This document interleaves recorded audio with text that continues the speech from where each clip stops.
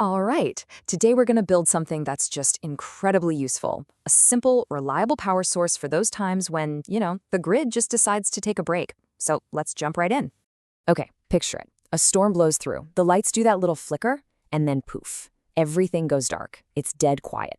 You grab your phone to see what's going on, and there it is, that little red battery icon sitting at 5%. What do? That sinking feeling of being cut off, that's exactly what we're going to solve today.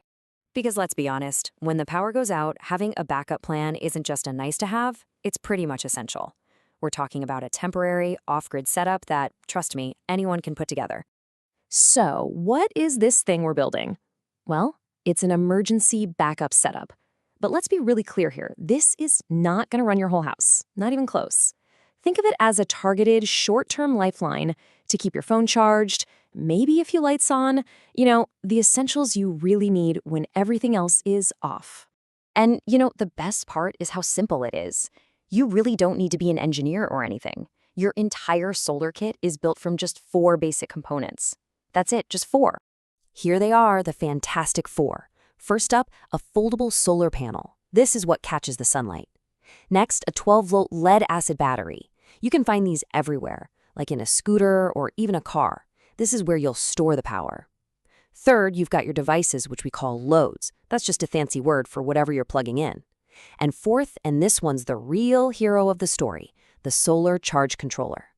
And I really can't say this enough. The charge controller is the absolute brain of your whole system. It's not optional. It sits right between your panel and your battery, and it basically acts like a traffic cop for the electricity. It makes sure the panel doesn't overcharge and cook your battery, and it also stops your devices from draining the battery completely dry. Seriously, it's what keeps the whole thing safe and working for a long, long time.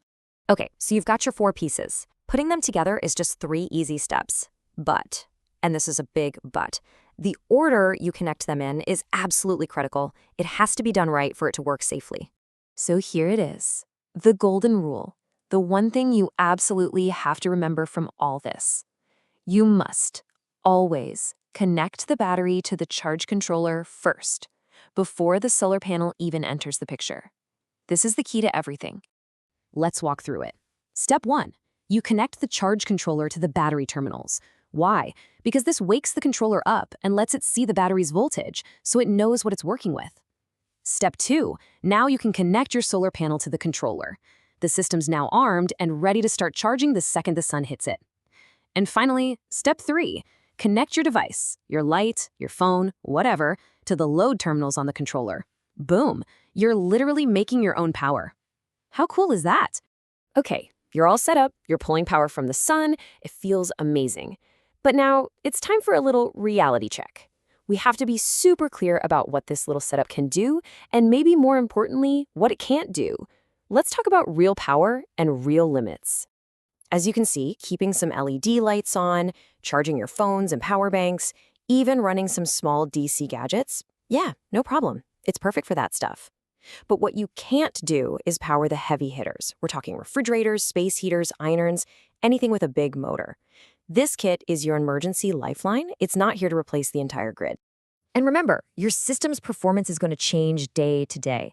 The power you generate isn't a fixed thing. A bright sunny day is going to charge your battery way faster than a gray, cloudy one. And if you have a bigger battery, great. It stores more power, but it's also going to take longer to fill up. And, well, it kind of goes without saying a new battery is always going to hold a charge better than an old, tired one. All right, we're almost there. Let's quickly go over how to do all of this safely. Following just a few simple rules, make sure your system works like a charm and, nothing goes wrong. These are the absolute non-negotiables. Number 1, never, ever, ever connect a solar panel directly to a battery. You'll just destroy the battery. Always use that charge controller. 2, double check your connections. Red wire goes to the positive terminal, the one with the plus sign. Black wire goes to the negative. Getting that backwards is a bad day for your gear. And 3, make sure your battery has some room to breathe. Keep it in a spot with good ventilation. So after all that, what's the big payoff? Well, it's pretty huge. You now have a power source that doesn't care if the grid is up or down. It's portable, you can set it up in just a few minutes, and honestly, the biggest thing is the peace of mind. Just knowing you can keep lights on and your phone charged, it takes so much of the stress out of a power outage. Let's end with this one thought, because it really just sums everything up perfectly. This setup is not a miracle solution. It's not going to solve all your energy problems. What it is a practical, reliable emergency tool that does its job when the grid can't. It's all about being prepared. So I guess the only question left is, are you ready to build yours?